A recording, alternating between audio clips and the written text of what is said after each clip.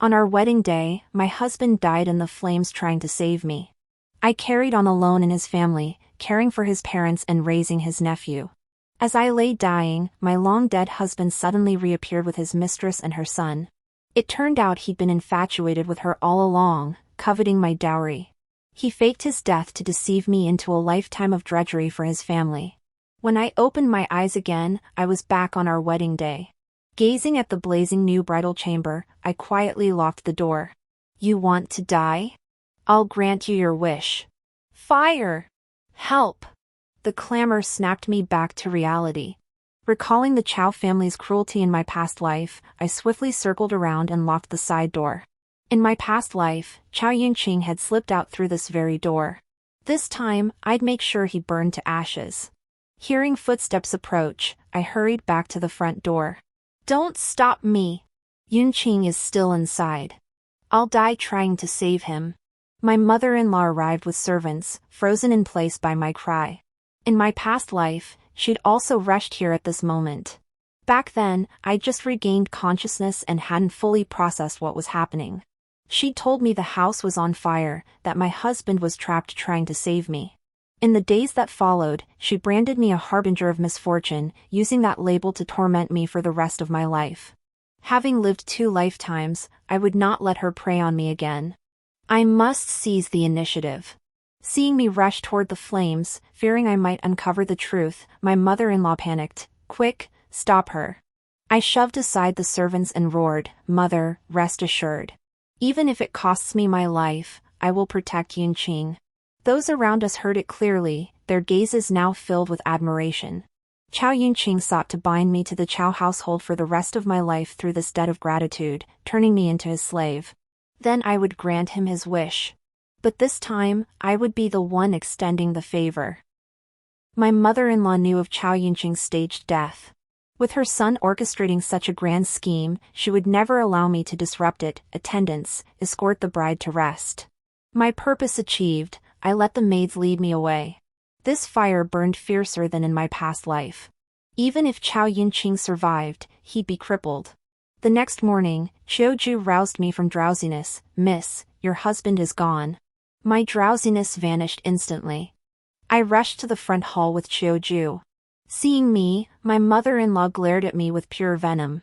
I didn't give her a chance to speak, lunging straight toward the coffin. "Yunqing, it's all my fault.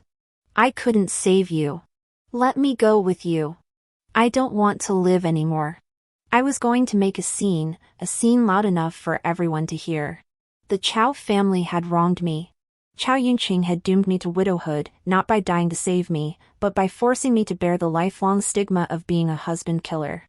My mother-in-law snapped out of her shock and screamed at me, "You bringer of misfortune, it's all your fault."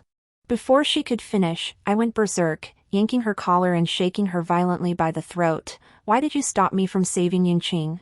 My mother-in-law's eyes rolled back as I shook her, nearly choking her to death. Only then did others rush forward to pull me off. I wanted to strangle that old hag to death.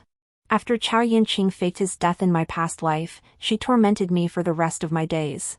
This grudge must be avenged. Simply strangling her would be too easy for that old hag. I'll make her wish she were dead. After catching her breath, my mother-in-law pointed at me and screamed, "You unfilial wretch! How dare you attempt to murder your own mother-in-law? What are you all standing around for? Drag her outside and beat her to death with sticks." My madness erupted once more. "Yunqing is too lonely traveling alone. I'll go accompany him." Chow Yunqing married me for my family's wealth. How could the Chows bear to see me die? Seeing me actually charge headfirst, the Chows rushed to stop me. My mother-in-law hadn't expected me to be serious. Terrified, her face drained of color, she dared not hurl insults at me anymore. Exhausted from my outburst, I relented and paused to rest. Once refreshed, I stepped forward without prompting. With Yunqing gone, I, his widow, must uphold the Chow family. My mother-in-law wore a stern face, though her heart must have rejoiced. "With such resolve, I shall grant your wish." In my past life, only after taking charge did I discover how utterly wretched the Chow family truly was. Chow Yunqing's dowry for marrying me had been borrowed. All he left me was a mountain of debt. With no other choice, I had to drain my own dowry to cover the deficit. This time around, if they think I'll subsidize them, they can dream on. When I run the household, I make the decisions. This moment marked the beginning of the Chow family's nightmare. Returning to my room, I immediately ordered Xiaoju to guard the door before closing it. Xiaoju slipped in through the side entrance and approached me. She and Xiaoju were both maids from my dowry, the only people I could trust in the Chow household. Xiaoju's face burned with fury as she spoke for me. "Miss, the eldest master isn't dead, only his legs were burned. The Chow family deceived us. The young master is preparing to send him to the country estate to recover." Young master? He's clearly Chow Yunqing's bastard son. Chow Xining may be young, but his heart is twisted and cruel. In my past life, I toiled to raise him only for him to turn around and seize my maternal family's assets. When I lay dying, this ingrate brutally pulled out every single nail on my 10 fingers to force me to hand over the family seal. This lifetime, I'll make him regret ever being born. Xiaoju, go to the shop on West Street and find manager Zhang. Tell him not to let Chow Yunqing live to reach the estate. Zhang the shopkeeper is a green forest bandit whose life my father once saved. Seeing his resourcefulness, my father entrusted him with managing a shop. As his benefactor, he will spare no effort to fulfill my request. Zhang possesses countless methods for silent execution. Since the Chow family has already held a funeral, let's not waste the opportunity. Just as I took charge of the household, my mother-in-law fell ill. I heard she needed a life-prolonging broth made from century-old ginseng every day to gradually recover. The doctor had barely left when Chow Xining impatiently ordered me, "Auntie, Grandma's health comes first. Hurry and send someone to buy several pounds of century-old ginseng." Several pounds? Why not just ask me to haul an entire Changbai mountain over for him? I laid it out plainly, "We don't have the money." Chow Xining froze, frowning at me. "Are you saying you'd rather watch Grandma die?" I spread my hands at him. "You're the filial one, you pay." Chow Xining's face flushed crimson with anger, his voice rising sharply. "But you're the head of the household now. You manage all our expenses, this money should come from you." I was prepared. I had Xiaoju hand Chow Xining the Chow family's ledger. "You're not a child. You should know the Chow family's situation. In my past life, I spared the Chow family's pride, covering things up everywhere and using my natal family's money to plug the Chow family's holes. Not only did I get no gratitude from the Chows, but I also fed the greed of these ingrate wolves until their appetites grew ever larger. This time, I laid the ledger bare for all to see. After all, I don't bear the Chow surname. If shame must be borne, it won't be mine. The Chow family still owes thousands of taels in external debts. Forget about buying ginseng, we don't even know where to borrow money for the servants' monthly wages next month. Chow Xining cried out urgently, "Your dowry." The word slipped out before he could stop himself, and he dared not continue. If he didn't speak, I'd play dumb. A dowry was a bride's private money. The Chows were a respected family in the area. If word got out they'd used their newlywed bride's private funds, the Chows would be laughed at by neighbors for generations. Seeing his furrowed brow, I offered a solution. "One ginseng root fetches 10 taels of silver. Why not drop out of school? You could trade it for 3 or 5 roots to prolong the old lady's life." Hearing this, Chow Xining panicked. "Impossible. I'm preparing for the imperial examinations, I'm the Chow family's future hope." Watching his flustered expression, I couldn't help but laugh. Hope, my foot. He didn't even feel the sting of that slap across his own face. "Then your grandmother will just have to suffer." Before he could respond, I turned and walked away. If I'm running this household, it'll be by my rules. Back in my boudoir, Xiai Shu, who'd secretly followed the doctor earlier, had returned. "Miss, the doctor said he needs a century-old ginseng root as a catalyst." The old lady forced him to say that. She isn't actually ill. Just as I suspected. That old hag lives 1,000 years of trouble. Her health is better than mine, how could she possibly be gravely ill? Trying to trick me? Not a chance. Any word from Manager Zhang? Xia Zhu nodded. Xiaoju stepped out to stand guard by the door of her own accord. After learning of the Chow family's schemes, both maids were seething with rage, ready to avenge me. Manager Zhang disguised himself as bandits to rob the eldest master. Unfortunately, at the critical moment, the eldest master fell off a cliff and was rescued by a hunter. That scumbag is truly hard to kill, failed to finish him off twice. Xia Zhu brought out a bundle and placed it before me. Miss, this is the bundle we robbed from the eldest master. I opened it and was startled. The Chows genuinely cherished this good-for-nothing. There were over 1,000 taels in silver notes alone. No wonder the old man was so eager to fake an illness and swindle money. He probably knew Chao Yunqing had been robbed and was scrambling to raise funds for his beloved son. Staring at the stack of silver notes, I laughed excitedly. Without this money, I'd bet Chao Yunqing wouldn't last long out there. Tell Manager Zhang to stop the pursuit. Just have someone keep watch. During lunch, Qiu Ju rushed in frantically. Miss, it's terrible. The old lady has summoned the Chao family elders to confront you. I calmly finished my meal before setting down my chopsticks and rising. Let's go see. As soon as we entered the main hall, my mother-in-law's wails pierced the air. Heaven above, my life is cursed. My son was just killed by that unlucky star, and now I'm going to die too. I gripped her hand with solemn seriousness. Mother, I won't allow you to speak like that. She froze in place. I continued, that day, you wouldn't let me risk my life to save my husband. I know you meant well. Today, I won't let you call yourself a harbinger of death. My mother-in-law trembled with rage, violently shaking off my hand. You fool. I'm cursing you. With that, she launched into a dramatic performance. She wailed that I refused to buy her medicine, accused me of abusing her, and claimed I'd dismissed all the Chao household servants, intending to let her die in her sickbed. Abusing one's mother-in-law was a capital offense, punishable by death. This old hag truly held no kindness for me. Since she showed no mercy, I saw no need for courtesy. I flung open the ledger, exposing the Chao family's mountain of debt, their shame laid bare. Those servants left of their own accord when they learned of the family's debts and the inability to pay their monthly wages. It had nothing to do with my cruelty. Seeing her cries fell on deaf ears, the mother-in-law resorted to tantrums. You elders must vindicate me.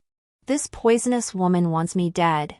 I drained the Chao family to marry her to my son, and now she won't even give me medicine. The head of the Chao clan glared at me with a dark expression. No matter how difficult it is, you can't just let your mother-in-law die, can you? I shed my earlier fierceness, my eyes reddening as I spoke. The clan leader is right. That should be the case, but what? His words had barely fallen when Xia Zhu arrived with Dr. Sun, who had been treating the mother-in-law. Clan leader, as a junior, I find it hard to speak freely. You should ask Dr. Sun yourself. The mother-in-law never expected I had prepared for this. Seeing Dr. Sun appear, her legs began to tremble. Money talks. If they could bribe Dr. Sun, so could I. His trembling finger pointed at my mother-in-law. Old Lady Chao forced me to do it. She said her daughter-in-law's family is rich but stingy with her money, so I should prescribe extra ginseng for her to sell. My mother-in-law flew into a rage, leaping from her chair. You're lying. How much did that poisonous woman pay you to slander me like this? I offered no defense, merely returning her glare with a cold smile. Mother, you certainly have a lot of breath left in you. Wasn't she supposed to be dying? How could she still have such strength? Realizing her mistake, she collapsed back into her chair and resumed wailing. But no one would believe her feigned illness now. Everyone present saw right through her little tricks. The Chao family elders were so ashamed they could barely lift their heads. Today, the Chao family had utterly disgraced themselves. Seeing her scheme exposed, the mother-in-law tried feigning fainting to escape. The other elders also rose to leave. But this play wasn't over until I, the protagonist, called it.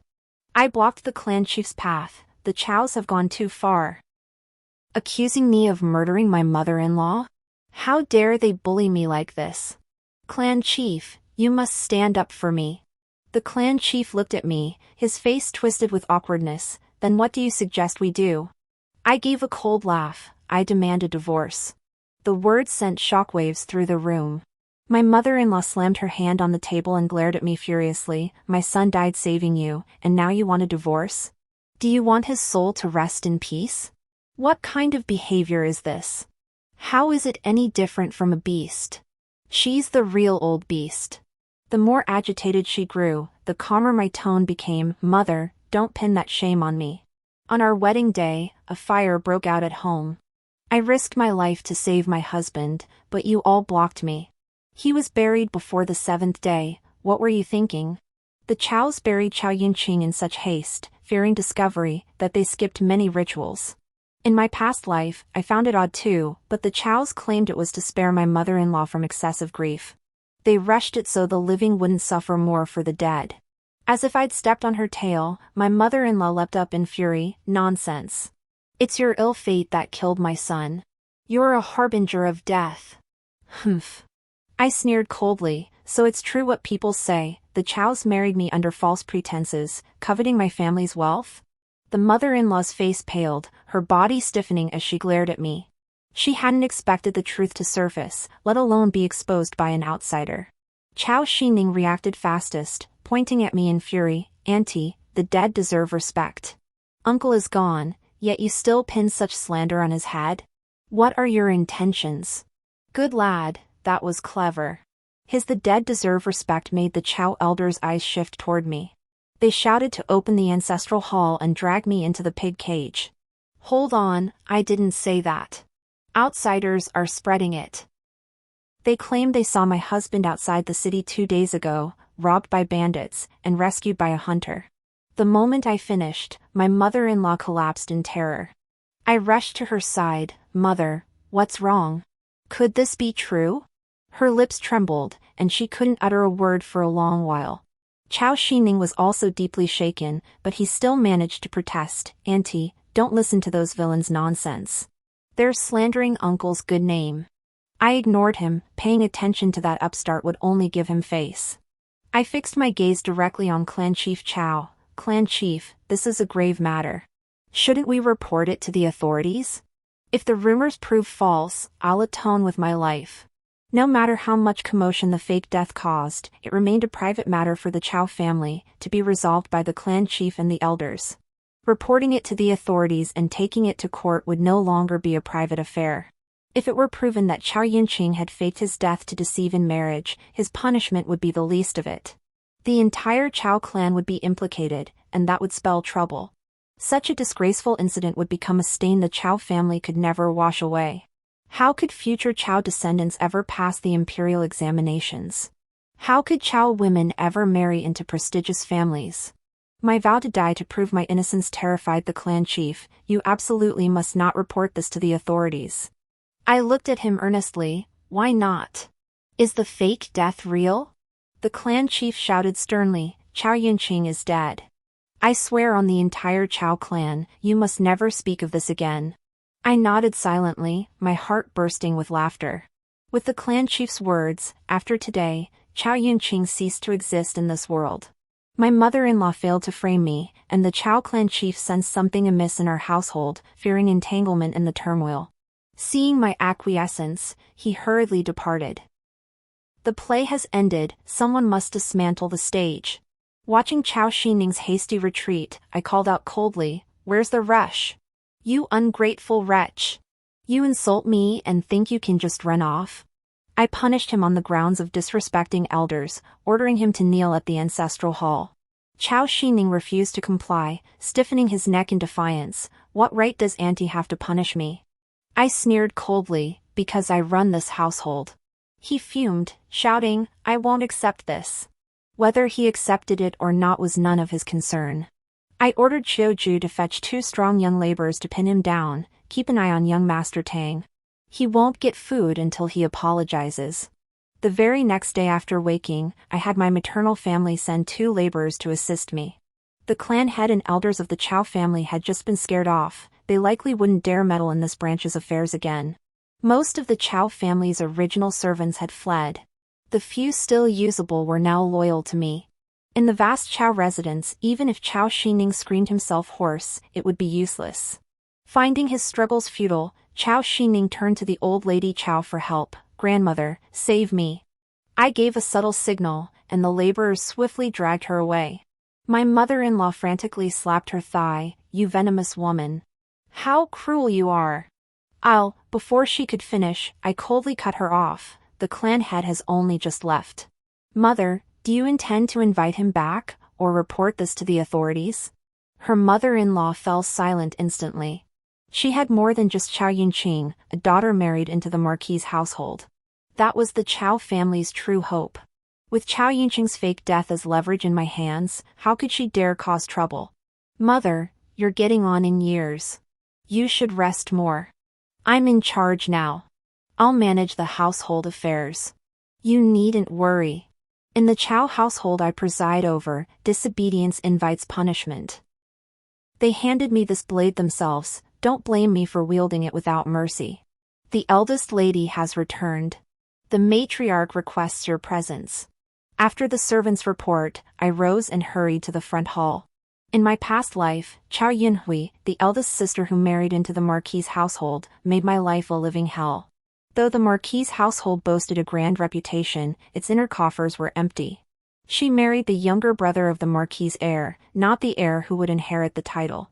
To secure her footing in the Marquis' household, she constantly reached out to her natal family for support. Her husband relied on her for all his needs, clothes, food, and daily expenses, using her money to curry favor with his family, while she endured his daily taunts.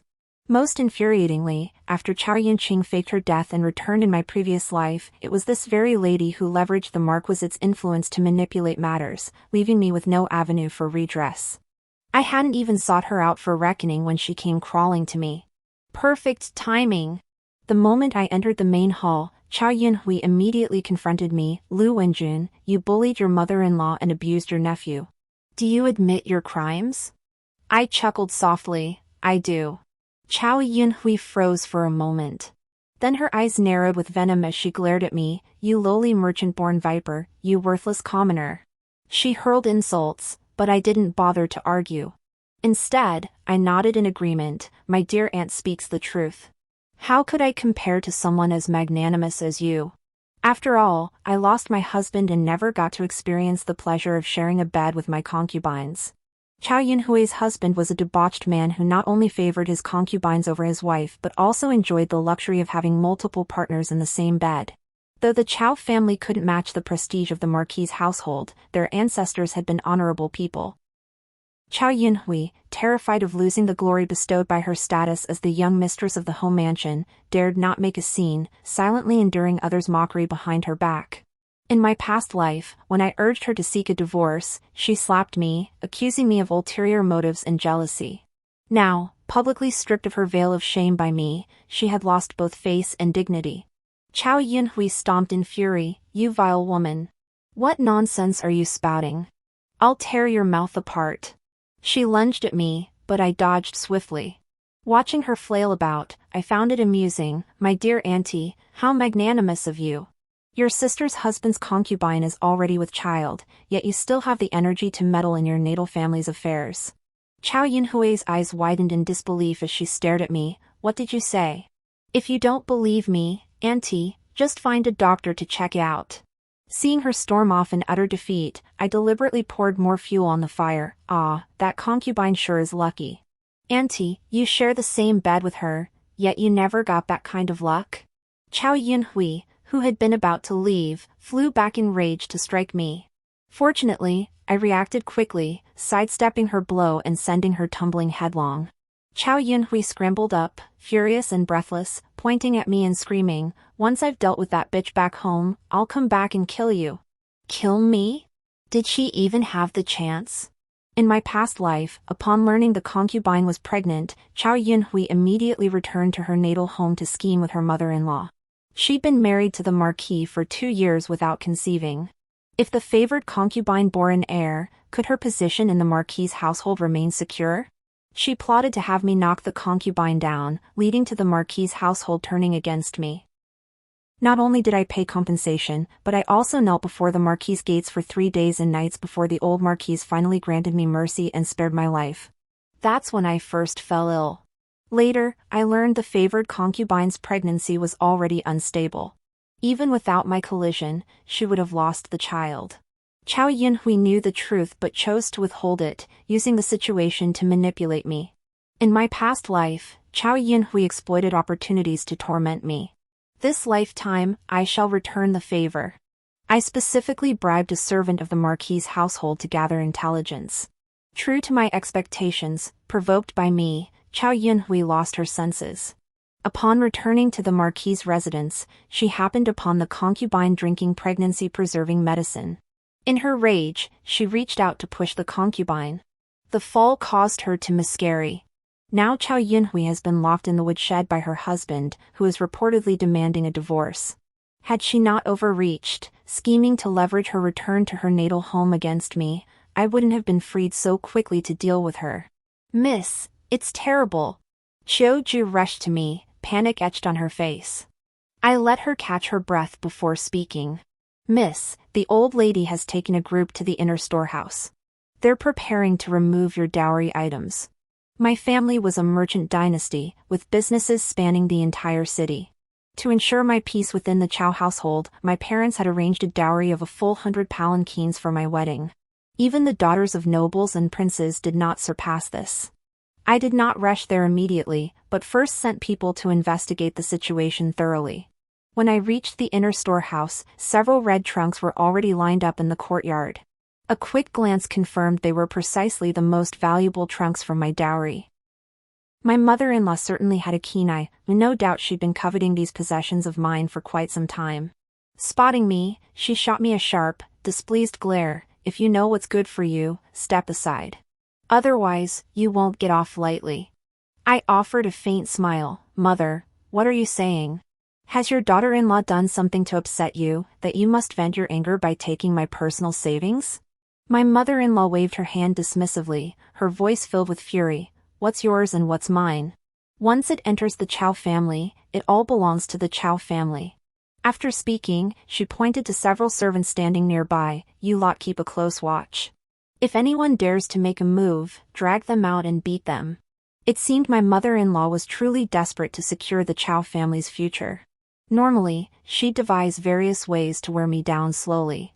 But now that Chow Yunhui was in trouble, she'd abandoned all pretense of dignity, focused solely on helping her daughter stabilize her position in the Marquis's household. Otherwise, she wouldn't have gone back to her parents' home with such shamelessness to seek reinforcements. The servants were not only burly but also armed. Xia Zhu and Chiu Ju nervously stepped in front of me. Miss. I calmly patted their shoulders. It's fine. Let them carry it. We'll just step back a bit. Though slightly annoyed, the two maids obeyed my order and moved aside. The mother-in-law was initially taken aback. She had summoned this many people precisely to deal with me. Unexpectedly, I voluntarily relinquished my position. Her face immediately twisted into smug satisfaction as she gave me a cold snort. You know your place. Dare to cross me again, and I'll skin you alive. As my mother-in-law, in this era where filial piety could crush you, I was inherently the weaker party. Compounded by her thorough preparations and the sheer number of people she'd arranged, there was no need for me to confront her head-on. Watching the red trunks being carried away one by one, Chiu Ju tugged urgently at my sleeve. Miss, these are all the dowry gifts from the master and mistress. Are we just going to let the old lady take them away? No rush. I'll make them beg to bring them back. Seeing my docility, my mother-in-law made no scene. She dressed in her finest robes, laden with lavish gifts, preparing to go to the Marquis's residence to retrieve her daughter. The Chow family couldn't compare to the Marquis's household in prestige, but if she arrived bearing generous gifts, the Marquis's wife couldn't very well turn away someone offering a gift with a smile. Unfortunately, her carefully laid plans were about to come to naught. The moment my mother-in-law reached the Marquis's gate and presented her calling card, a group of little beggars swarmed around them, circling and chanting a nursery rhyme. The sky is blue, the sun shines bright, the Chow family matriarch is so generous. 10 miles of red bridal finery to rescue her mother-in-law. Pity the new bride just entered the door, no private funds left, nowhere to mourn. Spectators filled the area, their gazes fixed on the matriarch with utter contempt. The moment she stepped out of the Chow residence, I had a group of beggar children gathered and taught them this rhyme. Not only that, I had planted several loudmouthed women among the crowd to spill every sordid detail of Chow Yunhui's scandalous affairs at the Marquis's residence. The onlookers grew increasingly excited as they listened, drawing ever larger crowds. When word reached the Marquis's residence, they refused to open the gates, instead sending servants to drive the matriarch away. My mother-in-law never anticipated such chaos. She found herself trapped by the crowd, unable to escape. The onlookers seized the opportunity to press her for details, mocking her with taunts. "Lady Chow, we hear your daughter isn't just jealous, she beat a concubine to miscarriage. And she meddles in her natal family's affairs, scolding her younger sister-in-law. Is this true?" The pampered mother-in-law, unaccustomed to such scenes, fainted on the spot from the shock. Hearing Xiaishu's account, I laughed so hard I could barely stand straight. "Xiaishu, take the story I wrote and send it to the storytellers under the bridge. Have them tell it for 3 days straight. Don't think that was the end of it. If the mother-in-law dared to summon her maternal family to deal with me, I would sever her escape route completely, leaving her without even a maternal family to turn to." After returning from the Marquis's mansion, the mother-in-law claimed illness and holed up in the back courtyard, locking my dowry away in her quarters. I remained unhurried. On the 3rd day, my sister-in-law from the mother-in-law's family arrived. My eldest maternal aunt brought my mother-in-law and personally moved several chests of dowry into my room. My aunt looked at me ingratiatingly. "My dear child, everything is here. You should dismiss that storyteller at once." I feigned alarm, staring at her while stopping the servants carrying the items. "Aunt, please stop. Mother would skin me alive." Having lived 2 lifetimes, I've come to understand one thing.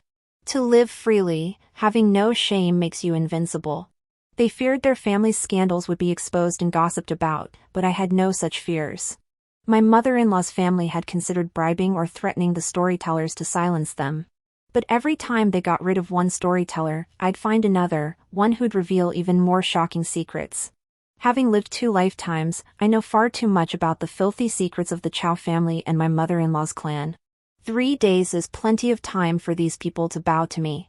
Seeing I wouldn't back down, my aunt shot a glare at my mother-in-law beside her. Reluctantly, my mother-in-law apologized to me. Mother acted in haste.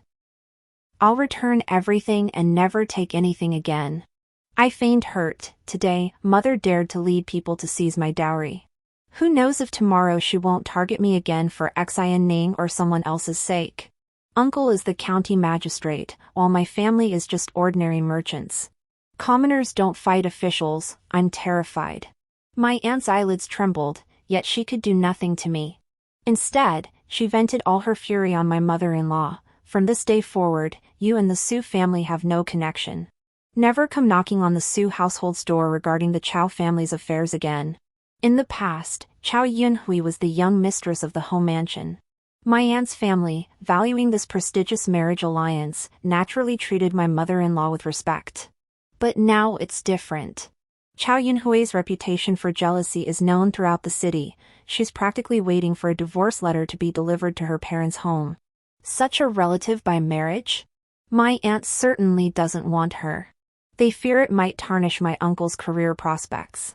The mother-in-law collapsed onto the floor, sobbing uncontrollably. A daughter married into a prestigious family, now fallen from grace, with her natal family severing all ties. The mother-in-law was like a toothless tiger, worse than a dog. Her retribution was yet to come. I watched her coldly. "Mother, from now on, you may retreat to the Buddhist hall. Chant sutras and pray for the Chow family's peace." Her face twisted into a hideous grimace. "You dare?" I glanced at Xiu Ju, who understood immediately. 2 maids were dispatched to drag her away. Whether I dared or not, time would prove it. After confining her to the rear courtyard Buddhist hall, the Chow household finally enjoyed a few days of quiet. But with this house full of demons and spirits, how could true peace ever settle? When the little devil is quiet, he's surely up to no good. Sure enough, that afternoon, the person assigned to watch Chow Xining at the academy came to report, "Young madam, young Master Chow didn't come to the academy today. He went to the country estate. That ingrate probably couldn't hold back and went to skiing with his crippled father." 2 black-hearted souls huddled together. Nothing good could come of it. I ordered continued surveillance, but for now, we wouldn't tip our hand. That evening, Chow Xining returned as scheduled. As usual, he appeared in the dining hall at the appointed hour, ate his meal, and left. Xiaozhu frowned at me, her face full of confusion. "Miss, why did you remove all the men guarding young Master Chow?" I gave a faint smile. "With someone watching, that brat can't act freely." To destroy him, I must first let him grow arrogant. I knew Chao Xining was cunning, but I hadn't anticipated his depravity reaching such depths. Deep in slumber that night, I heard faint footsteps approaching. The instant the shadow lunged at me, I grabbed the club hidden beneath my pillow and struck it squarely across the assailant's head. A dull thud echoed, followed by two maids swiftly springing into action. The three of us worked together to knock the intruding man unconscious. Staring at the figure on the floor, Xiaozhu stomped her feet in fury. The Chaos are utterly shameless. How could they devise such a vile method to ruin you? The Chaos are indeed beasts. They know full well that a woman losing her virtue is more terrifying than death. To achieve their goals, they resorted to such vile tactics against me. Their wickedness is beyond description. Qiu Ju, the guard, rushed in frantically. Miss. Young Master Tang and the others are already leading the Chao family members here. You must think of a plan quickly. I swept a cold glance around the room. Nearly all the Chao elders were present. Chao Xining stood beside the clan chief, his gaze brimming with smug satisfaction. The ingrate couldn't wait to see me dead. Clan chief, bringing elders here to smash my door in the dead of night, is this bullying a widow with no support? The patriarch's icy gaze brimmed with contempt. I hear you violated wifely duty, secretly meeting with outsiders, committing acts of grave disloyalty. For the sake of the entire Chao clan, I must come. His old-fashioned, righteous indignation amused me to no end. Suppressing my laughter, I retorted, Clan chief, you can't just pin such grave accusations on me. A woman's honor is more precious than her life. Are you trying to drive me to death? Doesn't the clan chief fear the entire town mocking the Chao clan? The storyteller's scandal had terrified the entire Chao family. The clan chief fell silent upon hearing my words. Chao Xining, seeing this, jumped in impatiently. Auntie, you're stalling us here, refusing to let us in. Are you afraid we'll catch you red-handed? I raised an eyebrow at him, my anger flaring, looking as if I wanted to strangle him. How could the clan chief possibly know about matters in the inner courtyard? Could it be that the one who reported me was none other than you, my dear nephew? Chao Xining, still young, mistook my anger for a sign he caught me off guard. His tone grew insolent. So what if I did? You had the guts to do it, but no guts to own up. I almost wanted to applaud him. Step aside. Make way for the chief patriarch and young Master Tang. Chao Xining impatiently ordered the servants to search the room. They turned the place upside down but found no trace of the person they sought. Chao Xining's face twisted in utter embarrassment. He muttered in disbelief, this can't be. I clearly saw. I scoffed. What did you see, young master? Why don't you tell everyone here? Chao Xining froze, too frightened to speak. Just then, someone shouted, fire. Everyone turned to see flames flickering from the direction of the rear courtyard's Buddhist shrine. Before they could react, I bellowed, save the old lady. The next moment, the crowd surged toward the shrine. The foreman, leading the charge, kicked the door open with fierce determination. The sight that met their eyes stunned them all. The matriarch sat up, her face frozen in shock, her voice thunderous. What are you doing? Have you all lost your minds? The faces of those present turned ashen. The clan chieftain's expression suggested he'd gladly have charged in to stab that harlot himself. I cried out in shock, Mother, we know your years of widowhood have been hard, but how could you do such a thing? The matriarch turned her head and gasped in horror. Before she could explain, my men stuffed a handkerchief into her mouth, silencing her completely. The matriarch had committed adultery, cuckolding the Chao family in the most shameful way. The Chao clan naturally wouldn't let her off. They were about to drag her to the pond to drown her, but I intervened. I suggested banishing her to a rural hamlet, where she'd serve as a lowly maid, toiling like a beast of burden for the Chao family to atone for her sins. The clan chief even praised me for my profound sense of justice and benevolent heart. Xiaozhu looked at me puzzled and asked, Miss, the old lady was so wicked, she actually suggested that scheme to the young master to harm you. Why did you still save her life? I held the floral tea Xiaozhu had brewed for me, sipping it slowly, a wave of satisfaction washing over me. Death is so easy. Making her suffer for the rest of her life is far worse than death. The suffering I endured in my past life, I would make that old hag experience every bit of it in this one. As for Chao Xining, that ingrate, I certainly won't let him off either. Back then, before Chao Yunqing had taken a proper wife, he fathered a child with a concubine. If word of this got out, what family would willingly give their daughter to marry him as his legitimate wife? To protect their reputation, they registered Chao Xining under the name of his deceased elder brother, granting him the status of legitimate eldest son. Now I've instructed the Chao clan's patriarch to expel Chao Xining from the family, stripping him from the genealogy, on charges of slandering elders and showing disrespect and disobedience. The patriarch feared I might turn his mother-in-law's story into a storybook, hiring storytellers to perform it for days. He agreed to all my demands. After all, this branch is now empty. He needn't worry about offending anyone. With the back courtyard cleared, the entire Chao household seemed to breathe fresher air. I had underestimated Chao Yunqing's shamelessness. Despite all the turmoil in the Chao residence's rear quarters, he dared return. A servant rushed in to report someone claiming to be Chao Yunqing was shouting at the gate, demanding entry, clearly seeking trouble. I immediately hurried there with my maid. Outside the gate stood Chao Yunqing, his clothes in tatters, accompanied by a strikingly beautiful woman.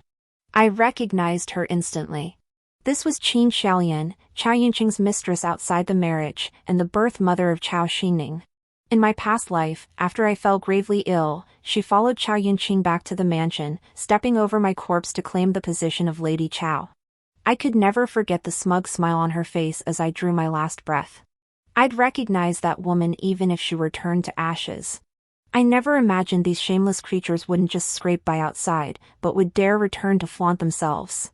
Chao Yunqing spotted me and immediately hobbled toward me. "Madam, these dog servants are blind." I've returned, yet they refused to greet me and even blocked the gate to keep me out.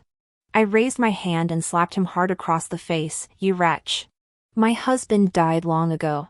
What kind of beggar are you, daring to impersonate my husband here? And you bring this slut to insult my husband's good name? Do you think I don't know our love was as strong as gold, untouchable by defilement?" Chao Yunqing reeled from the blow. Qin Xiaolian knelt sobbing beside him. "Mistress, I know you shun the master for his crippled leg. But he injured himself saving you. The Chao residence is his home, please let him return." She bowed her head to the ground. The onlookers' gazes toward me shifted instantly. People began sympathizing with Chao Yunqing and urging me not to be so harsh. I immediately sent someone to fetch the Chao family's patriarch. As soon as he arrived, I began wailing, "Patriarch, you told me my husband was gone. Where did this man suddenly appear from?" Chao Yunqing looked excited upon seeing the patriarch. "Elder, it's your nephew. This venomous woman doesn't recognize me, but surely you would?" The elder scrutinized him, his expression stern. "Who are you, impersonating my eldest nephew here? The dead are sacred. How dare you bully my niece-in-law and dishonor the Chao lineage?" Chao Yunqing froze in shock. He couldn't believe it. The head of the Chao clan was siding with him, refusing to acknowledge him as a member of the Chao family. "Clan chief, I'm Yunqing. How could you not recognize me?" The clan chief had sworn a solemn oath before him. How could he possibly sacrifice the entire Chao clan for a cripple? If he wanted to be Chao Yunqing again, he'd have to wait until his next life. Seeing the clan leader ignore him, Chao Yunqing lost his mind in rage and began cursing. "You must have taken bribes from this venomous woman. How dare you disown a member of the Chao clan? You're unworthy of leading this family."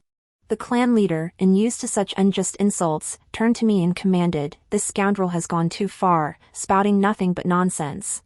Niece-in-law, have the servants throw this villain out." Stifling a laugh, I accepted the order. The clan leader is right. I'll see to it immediately. "Servants! Drag this adulterous pair, falsely claiming kinship, out and beat them soundly." Two nimble servants seized Chao Yunqing and began beating him soundly. As for Qin Xiaolian, I didn't need to lift a finger. The onlookers, armed with handfuls of rotten vegetable leaves, made her look utterly disheveled. Not only did the scoundrel fail to return to the mansion, he was also beaten senseless and thrown out. After all, I was now in charge of the Chao household. Back in the room, Xiaishu handed me 2 money pouches. "Miss, these were just snatched from the eldest master and his companion by one of Manager Zhang's men." Manager Zhang had capable people under him, they'd seized the pouches from the pair during the commotion. Life without money is worse than death. Now these two had no backing and no funds, let's see how comfortably they live. Soon enough, Chao Yunqing got his comeuppance. When I saw him again, he was a stinking beggar, kneeling by the roadside. Qin Xiaolian had fled with Chao Xinning, leaving the crippled Chao Yunqing to beg alone. Watching him bow his head repeatedly to passers-by, I recalled the first time I met him. Back then, young Master Chao was so full of vigor and spirit, every gesture radiating the swagger of a wealthy young master. Too bad some people are just too stupid, greedy beyond measure. Instead of being a proper young master of a wealthy family, he chose to become a beggar. This was his just deserts. I gave him one last glance before turning away. From now on, his life has nothing to do with mine. Though the summer sun blazed fiercely, the entire Chao residence remained unseasonably cool. Leaning back in a wicker chair in the courtyard, I savored my icy dessert with pure contentment. Seeing me lying awake, Xiaoshu approached to chat idly. You know exactly what kind of man the eldest master is. Why not seek a divorce? I smiled at her. Don't you think your young mistress is far more at ease ruling the entire Chao residence? If I divorced him, my parents would undoubtedly exhaust every effort to find me another match. Otherwise, they'd struggle to withstand the disapproving stares of all those aunts and cousins. Given that, it's far more peaceful to remain a widow. In this world, men having multiple wives and concubines is the norm. Favoring a concubine over one's wife is all too common. Meeting Chao Yunqing was my misfortune, but heaven granted me a second chance. Naturally, I must cherish it beyond measure. I won't leap back into that marriage cauldron again. After dealing with these enemies, wouldn't it be most delightful to live peacefully as the Chao family's eldest mistress? No mother-in-law to serve, no younger sister-in-law to disturb, and certainly no husband obstructing my path. No need to worry about multiple wives, no fear of being treated like a beast of burden, and no burden of raising children. Money at my disposal, servants at my beck and call, a whole entourage attending to my every need. Would I pass up such a carefree life? Am I a fool? No, I am not. I will not remarry. I will remain a widow and become the true ruler of the Chao household. The end.